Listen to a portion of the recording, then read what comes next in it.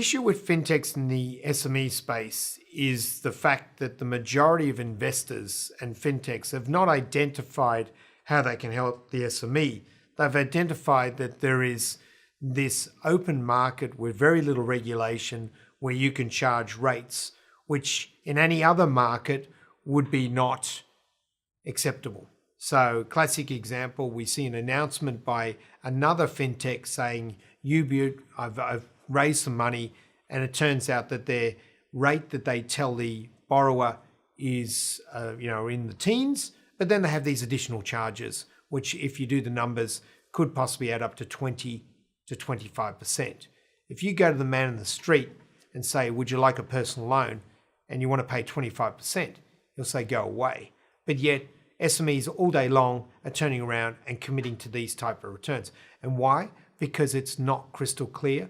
And all that fintech's done is opened essentially a market to those fintechs or to those venture capitalists or the like to be able to turn around and get a high yield.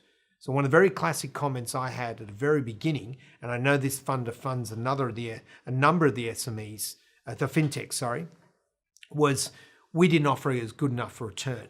We weren't in the teens.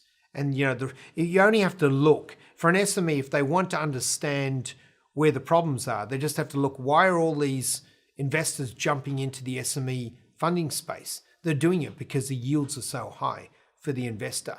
Now, they're doing it because they're sitting there going with fintechs are saying, hey, look, I can get access to this market. This guy's going to tap the buttons. Within 6 hours, he'll get the facility, and then he's going to pay us 20, 25%. And by the way, what you may not know is if he pays out within 3 months, you're not going to get 25. You're even going to get possibly a higher rate of return because we're going to charge him for the full 6 months. And this is where the problem with fintechs is that they're not looking at a longevity of the market.